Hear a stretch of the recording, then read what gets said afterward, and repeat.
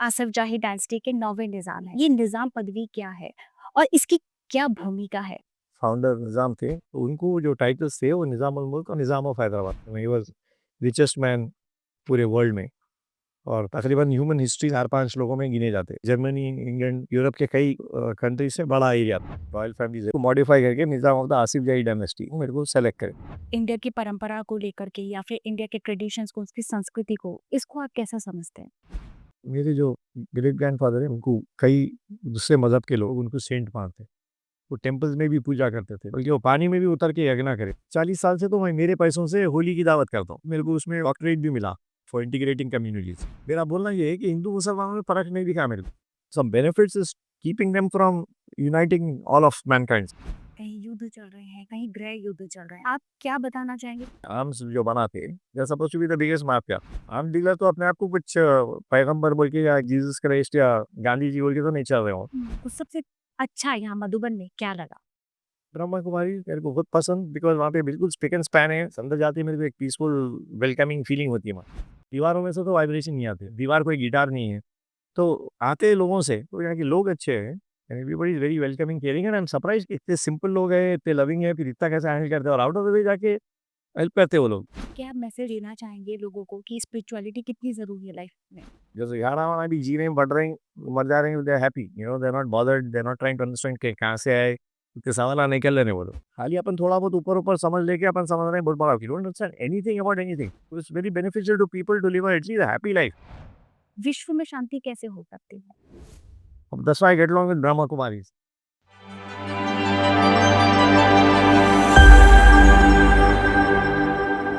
Hello India, नमस्कार। मैं आचार्य वर्मा आप सभी का स्वागत करती हूँ हमारे खास प्रोग्राम माइंडफुल मोमेंट्स में। दोस्तों, आज के इस एपिसोड में हमारे साथ जुड़ रहे हैं नवाब रौनक खान, जिन्हें हैदराबाद के 9वें निजाम के रूप में सम्मानित किया गया है। नवाब साहब ने अपनी विशिष्ट विरासत और जिम्मेदारियों को न केवल बखूबी निभाया है, बल्कि उन्होंने अपने जीवन में आध्यात्मिकता, समाज सेवा और मानसिक शांति के महत्व को भी प्रमुखता दी है। आज हम उनके जीवन के अनुभवों, नेतृत्व की उनकी अनूठी दृष्टि और उनके द्वारा किए जा रहे सामाजिक योगदान पर चर्चा करेंगे। तो आइए आप और हम मिलकर उनका पहले स्वागत करते हैं और फिर आगे कार्यक्रम को बढ़ाते हैं। नवाब साहब, आपका बहुत बहुत स्वागत है। सर, जैसे कि आप आसिफ जाही डायनेस्टी के 9वें निज़ाम हैं, सबसे पहले मैं आपसे जानना चाहूँगी, ये निज़ाम पदवी क्या है और इसकी कितनी बड़ी ज़िम्मेदारी, क्या भूमिका है? आप इसकी विरासत को आगे कैसे लेके जा रहे हैं? ये जो टाइटल है, वो मुगल टाइटल है। जो फाउंडर जो फ फाउंडर निज़ाम थे, उनका नाम कमरुद्दीन था। ओके। तो ही गॉट दिस वो इनको टाइटल मिला मुगल से। तो वो टाइटल सिर्फ निज़ाम नहीं है, वो निज़ामुल मुल्क है टाइटल। उनका नाम था Qamaruddin. Nizamul Mulk is the title. Later on he was called Asif Jah after he came to Hyderabad around जो क्या बोलते हैं 1724 के बाद। 1713 में भी आए थे हैदराबाद वो, फिर कहीं वापस गए। लेकिन 1724 से उनकी एक जंग हुई शक्करखेड़ा एरिया में, और शक्करखेड़ा में कोई मुबारिस थे जो गवर्नर थे मुगल से, उनको हराए। वहाँ से वो हैदराबाद में रह गए। तो उनको जो टाइटल्स थे वो निज़ामुल मुल्क और आसिफ जाह, वैसे वैसे तो कई टाइटल्स रहते थे ये बड़े लोगों के जो 2-2 3-3 लाइन के होते, लेकिन ये 2 टाइटल से ज़्यादा वो जाने गए। बाद में वो शॉर्ट हो गए निज़ाम बोलने लगे लोग। वो ओके। है वो निज़ामुल मुल्क। लेटर बाद में वो बन गया निज़ाम ऑफ हैदराबाद हाँ। होते-होते। तो निज़ाम ऑफ हैदराबाद तो एक टाइटल था, लेकिन अब हैदराबाद नहीं रहा। 1948 में इंडियन आर्मी आके निज़ाम को बाजू हटा दिया। 1950 में वो इंडियन बन गए, वो साइन कर दिया अकॉर्ड कि वो स्टेट ऑफ हैदराबाद ख़त्म हो गया। जो बादशाह थी हैदराबाद यानी सिटी समझते लोग। जो सिटी अभी भी है, वो ज़माने में भी सिटी थी, लेकिन एक स्टेट था जो, वो पूरा मिला के 90,000 स्क्वायर माइल था। वहाँ से कहाँ से महाराष्ट्र में औरंगाबाद से लेके पूरा तेलंगाना और कर्नाटका में बीदर वगैरह सब उसका एरिया था वो। तो तकरीबन जर्मनी, इंग्लैंड, यूरोप के कई कंट्री से बड़ा एरिया था वो। और वो निज़ाम आपको मालूम है, ही वाज़ रिचेस्ट मैन पूरे वर्ल्ड में, और तकरीबन ह्यूमन हिस्ट्री में उन्होंने एक 4-5 लोगों में गिने जाते, जो यानी सबसे अपनी इंसानों की रिकॉर्डेड हिस्ट्री है उसमें सबसे अमीर थे वो। जो ये रोल है, अगर हम बात करें कि हमारे इंडिया में इनकी आपकी भूमिका क्या रहती है और इस विरासत को आप आगे ले जाने के लिए आपकी क्या योजना रहती है? आगे ले जाने इस वक़्त तो हमारे जो फैमिली है, वो पावर उनका चलेगा 1948 में। 1971 में जब इंडिया जॉइन करे ये लोग, तो उनको कुछ एक मुआवज़ा जो सो वो स्टाइपेंड जो सो मुकर्रर हुआ था। और 1971 में वो भी ख़त्म हो गया। गवर्नमेंट ऑफ इंडिया हटा दी, जो उनको वो मिलता था ना, वो जो भी सब्सिडी या क्या कुछ देते ना, वो चलाने के लिए, घर चलाने फॉर जॉइनिंग इंडिया, तो वो ख़त्म हो गई। तो वो लोग ना खुद परेशान हैं। उनकी ज़मीन वगैरह जो है गवर्नमेंट आसानी से नहीं छोड़ रही, वो बल्कि कोशिश कर रहे हैं कि वो गवर्नमेंट को चले जाए या पब्लिक को चले जाए, वो समझ सकता हूँ मैं। तो वो लोग की खुद हालत तो कुछ ख़ास ठीक नहीं है, और आपस में कोई वो नहीं है उनका, क्या बोलते हैं, कनेक्शन। समझौता, एक दूसरे से समझौता नहीं है, कई लड़े हुए अलग-अलग है, कई एजुकेटेड नहीं है और कई ट्रेन नहीं थे कुछ काम करने के लिए। हल्दी जो सो आपकी ये चीज़ जो 230 साल से चलते आई, आपकी जो सो वो आपका पावर छीन ली है। तो सडनली आपको रहता ना नौकरियाँ ढूँढना, कुछ ढूँढना अपने आप के लिए, वो उतना आसान नहीं होता। मेरे इंजीनियर थे, तो ज़रा वो लोग परेशानी है। तो वो लोगों को मेरे को एकजुट करना है, तो वो लोग मेरे को निज़ाम बनाएँ इन अ डेमोक्रेटिक वे, बिकॉज़ निज़ाम तो वो है ही नहीं बादशाह। 71 से तो बादशाह ही नहीं, तो कोई बनाने वाला था ही नहीं इनको। बनाना तो फैमिली, फैमिली का नाम डायनेस्टी है, जो रॉयल फैमिलीज़ है उनको डायनेस्टी बोलते हैं, खानदान। तो वो डायनेस्टी वाले निज़ाम ऑफ हैदराबाद तो बोल नहीं सकते आप, बिकॉज़ हैदराबाद तो रहा नहीं, ना तो निज़ाम का कहीं रहा। तो वो लोग क्या करें, उसको मॉडिफ़ाई करके निज़ाम ऑफ द आसिफ जाही डायनेस्टी, यानी ख़ानदान का मैं निज़ाम हूँ, मेरे को सेलेक्ट करें। वही की तरीक़ा है, वो फैमिली के हाथ में है वो। और इस्लाम में बाप-बेटे का भी चक्कर नहीं है, वो जो पब्लिक है, जो अफ़ेक्टेड पब्लिक है, वही लोग जो सो डिसाइड करते हैं। उसका नाम इस्लाम में जो सो इजमा है।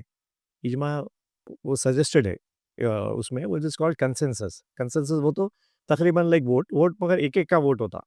जैसा 100 लोग एक काम के लिए वोट करे, 105 कोई कर दिए तो 105 जीत जाते। यहाँ वैसा नहीं रहता, इट्स इन ग्रुप्स जो रहता ना, वो पुराने ट्राइबल लीडर्स वगैरह, लीडर बोलते जो ग्रुप्स के सदर होते हैं, वो लोग मिलके डिसाइड करते हैं कोई चीज़।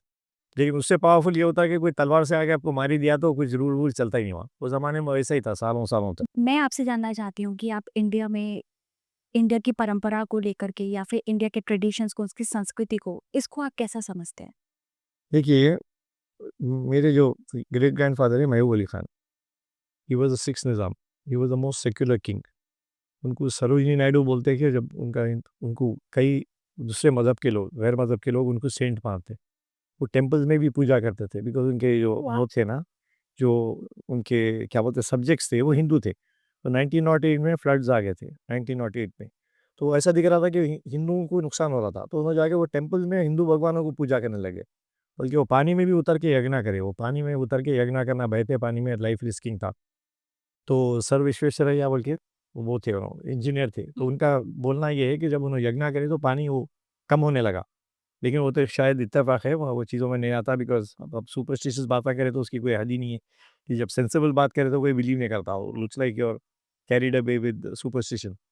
तो वो है। एंड सरोजिनी नायडू उनके बारे में लिखे, उन्होंने बोलते थे कि कोई गैर मज़हब के लोग भी उनको सेंट मानते।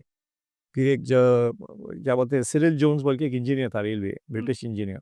तो पहला रेलवे महबूब अली खान का था, प्राइवेट रेलवे था वो। तो हैदराबाद से लेके वाडी बोल के, वाडी है या वादी है वो वहाँ पे उसमें क्या बोलते हैं महाराष्ट्र में, वहाँ से रेलवे लाइन डाला।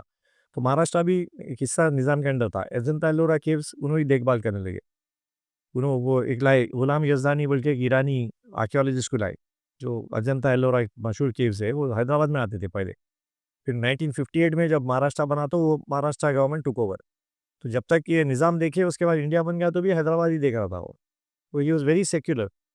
तो I went off the subject, तो मैं ये बोल रहा था, ये रेलवे इंजीनियर जो है जब वो पटरी डाला, तो मैंने देखा है कि वहाँ पे लोग के बारे में लिखता था उन्हें लॉग बुक में कि आज क्या दिखा, क्या नहीं दिखा, क्या-क्या हुआ वहाँ पे। तो उसकी डायरी कैसा मेंटेन करता था। तो उसमें लिखा है कि वो हिंदू मुस्लिम लोग लड़ते थे, भी कोई ग्रुप से बाजू-बाजू वाले भी लड़ लेते 2 घरा, या 2 बाजू-बाजू वाले, कोई हिंदू है, मुसलमान है, लड़े। तो वैसे लोकल लड़ाइयाँ होते थे।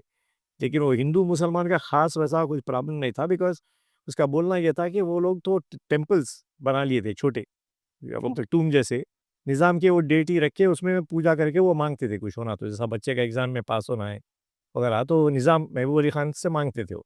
तो हिंदू भी उन लोगों को वो करते थे, तो वो बिल्कुल वो सेक्युलर रूल था वो। उसके बाद मैं जो हूँ, तकरीबन 40 पे 7 या 8 साल से मेरे पेरेंट्स करते थे, यानी ईज़ी मैं 30-40 साल से तो मैं मेरे पैसों से होली की दावत करता हूँ। हैदराबाद में सबसे बड़ी होली की दावत होती है। अच्छा। वही महबूब अली खान के नाम पे।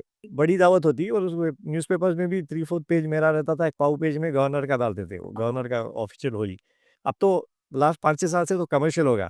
तो लोग लाके कोई फ़िल्म स्टार को ला लेते, टिकट्स बेचते, बिल्कुल। समझे ना? डीजे ला लेते, वर्ल्ड फेमस डीजे।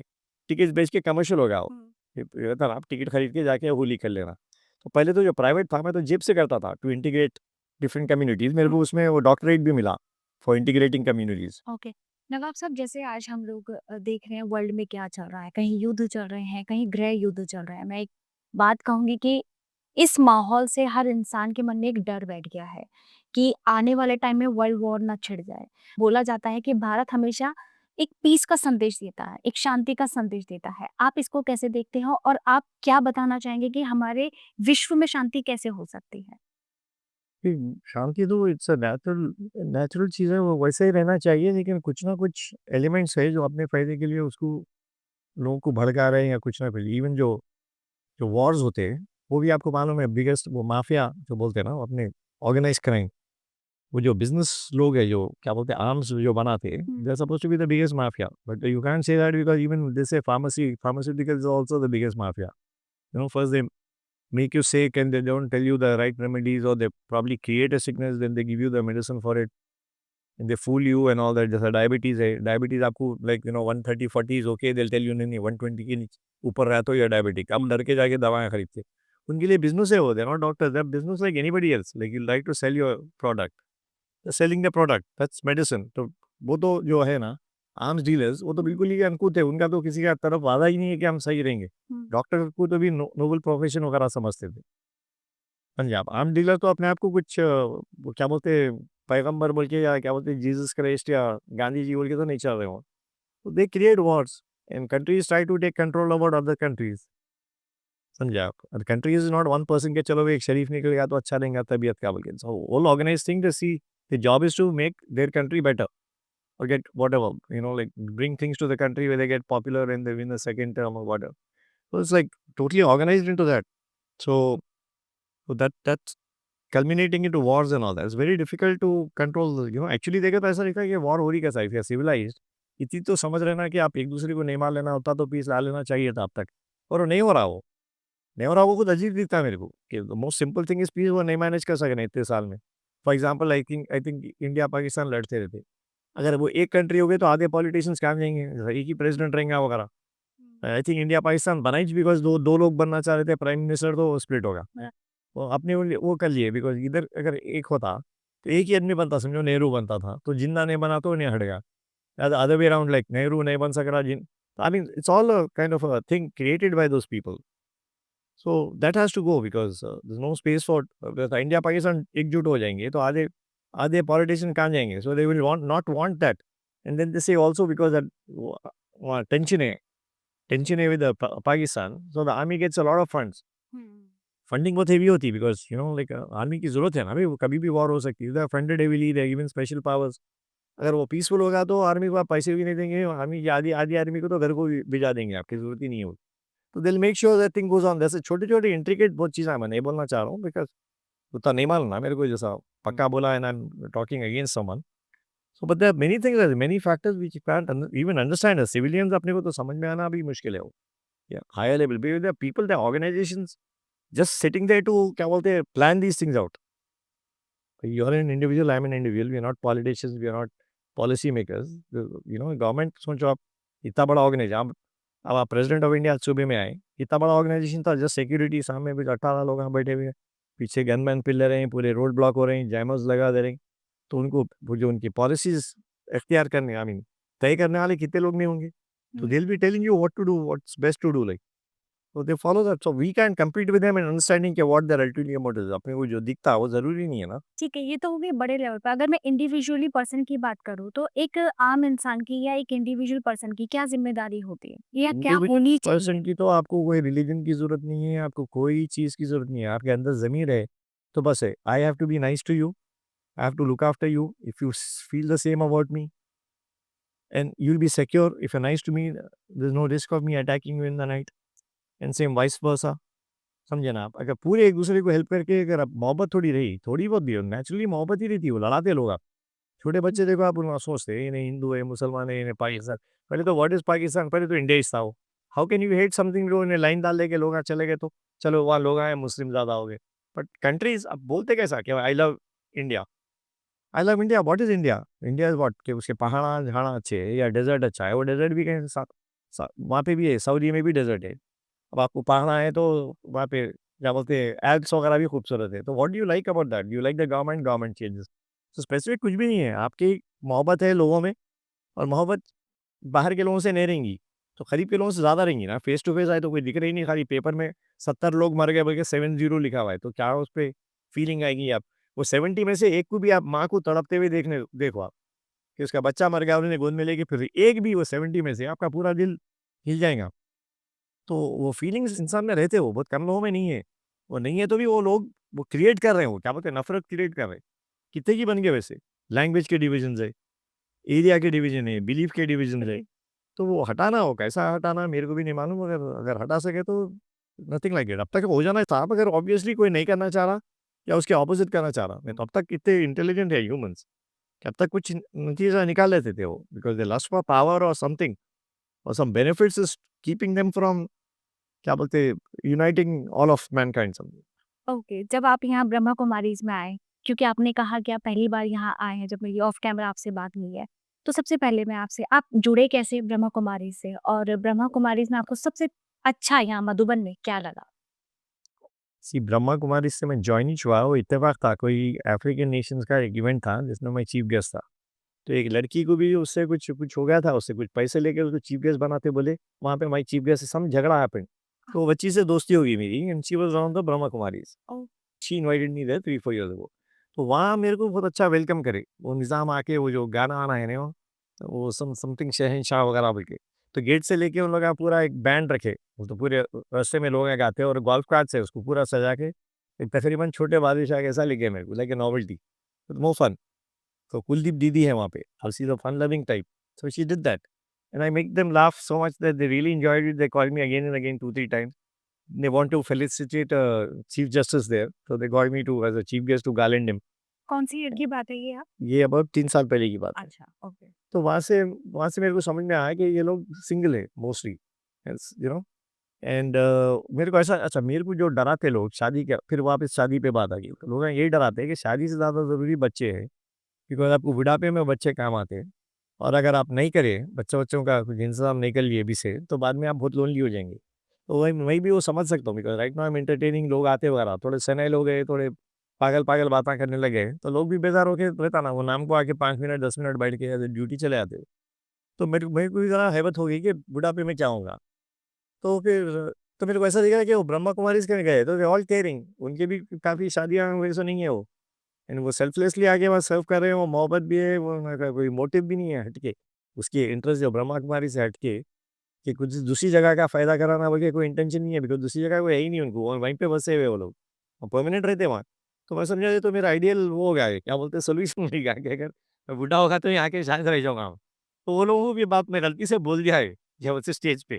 तो वो बहुत थालियाँ बजा के और मेरे को पसंद करने लगे वो लोग। अच्छा। तो उसके बाद हर फंक्शन को तकरीबन बुलाते हैं मेरे को। ओह! तो आई फिटेड इनटू दैट एंड ऐसा दिखता है कि यार आप कोई किसी के बारे में किसी को पसंद करने लगे और वही किसी से जॉब देना चाह रहे हैं या किसी को शादी करना चाह रहे हैं आप, तो उसके बारे में और जानना चाहेंगे ना, उसके बाबा कौन है, अम्मा कौन है?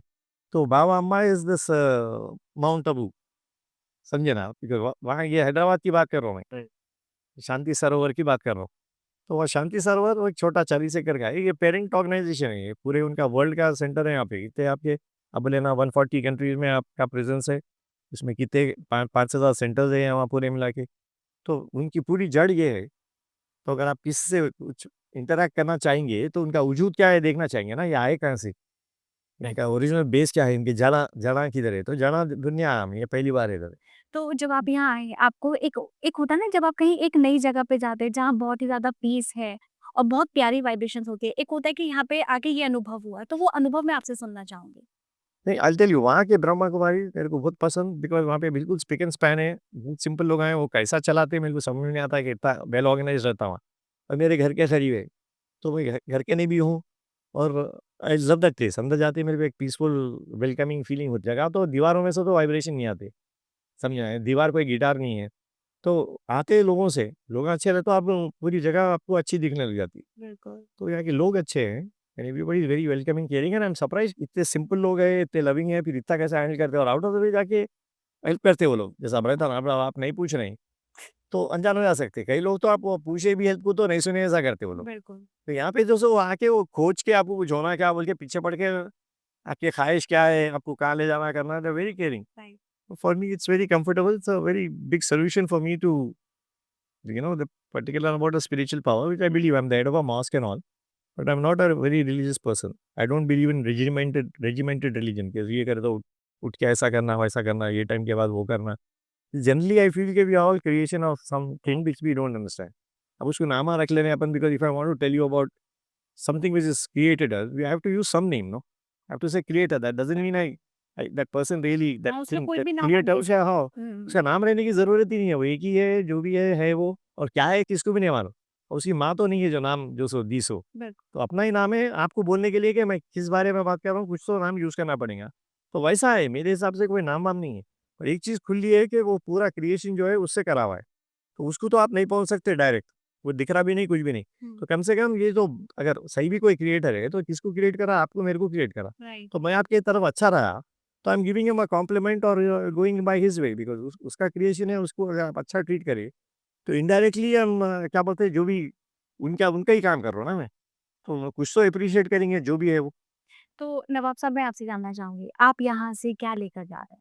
कौन-सी ऐसी सीख, कौन-सी ऐसी चीज़ जो आप चाहते हैं कि मैं इसे अपने घर जाके या अपनी लाइफ़ में इसको इम्प्लीमेंट ज़रूर करूँ? एक तो मैं आया कल ही यहाँ, और 3-4 दिन रहूँगा, उसके बाद समझ में आएगा क्या ले जाऊँगा मैं।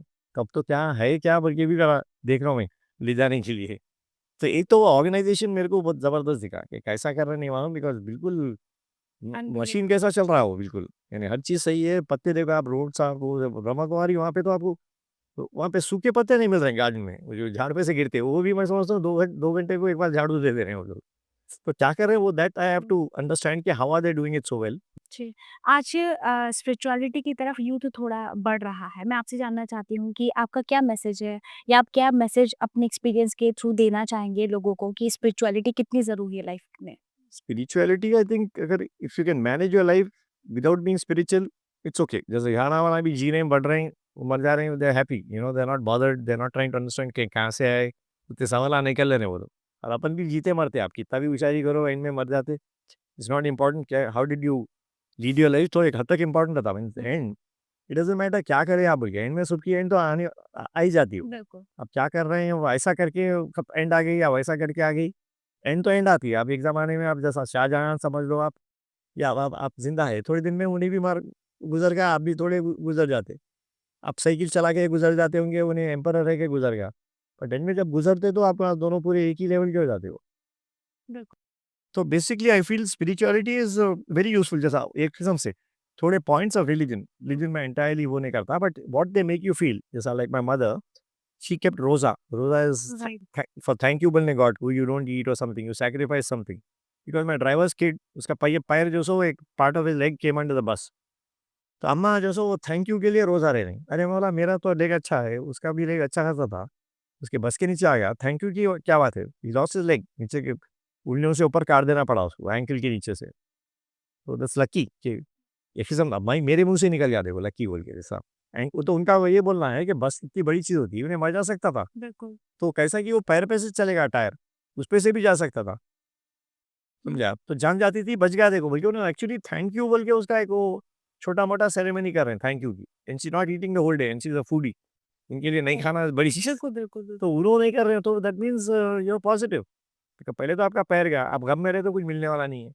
फिर आप गम में भी रहते, फिर आप कोसे कि bad luck, God doesn't love me बोलते और डिप्रेशन, फिर काम आने होते आपके डिप्रेशन में। यहाँ पे क्या है बोलते आप यू फील कि गॉड लव्स मी बिकॉज़ देखो कैसा बचा दिया। तो at least you have an elevated mood, तो that kind of feeling is very, very helpful. तो वैसा स्पिरिचुअल भी जो है ना, if you feel oneness with nature, oneness you feel there is a spirit and spirit is the same that will never go.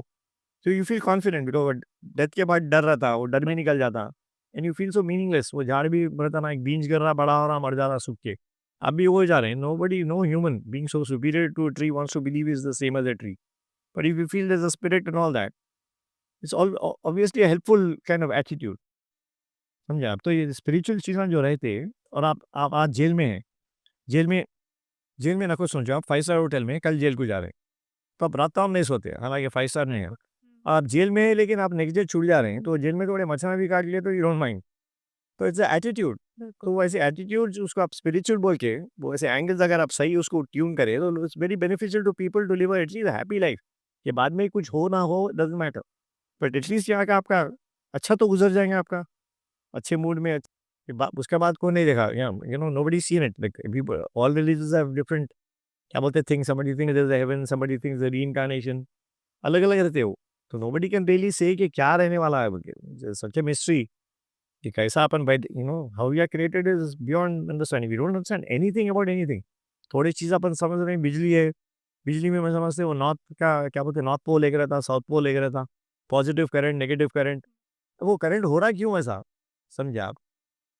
तो कहीं को हो रहा नहीं मालूम आपने, वो खाली हो रहा, कैसा हो रहा समझ के आप बहुत बड़ा काम करे समझ रहे हैं। कैसा हो रहा है, पर वो क्यों वैसा करता क्यों वो? एक-एक एटम में देखो आप, उसमें 99% खाली जगह होती। आपको एटम ही नहीं दिखा। उसमें एक न्यूक्लियस है, उसमें इलेक्ट्रॉन, न्यूट्रॉन, प्रोटॉन फिलर हैं। उसमें जो गैप है, ये एक इलेक्ट्रॉन से लेके न्यूक्लियस तक जितना गैप है, उसमें अपने क्या बोलते हैं 1 मिलियन और क्या बोलते हैं इलेक्ट्रॉन्स फिट होते हैं। जैसे आप यहाँ से धरती से लेके सूरज तक कितनी जगह है? सूरज के अतराफ अपन फिर रहे हैं, तो ऐसे कितने, जब अपने धरती से लेके सूरज तक एक समझता हूँ, एक 2000 और धरतियाँ फिट होते, बाकी पूरी जगह एम्प्टी है। तो एटम में वैसा है, वो फिर रहे हैं, कोलाइड भी नहीं हो रहे हैं, वो काहे को फिर रहे हैं, टक्कर क्यों नहीं खा रहे हैं, और वो कहाँ से आए? अपन अपन देख रहे हैं ना, इलेक्ट्रॉन वगैरह बोल के बोल सका तो मैं अपने आप का बहुत पढ़ा लिखा समझ लो, लेकिन वो हो रहा है क्यों, कैसा हो रहा है वो, एवरीथिंग इज अ मिस्ट्री। खाली अपन थोड़ा बहुत ऊपर समझ लेके अपन समझ रहे हैं बहुत बड़ा, तो I think it's very difficult to understand all that.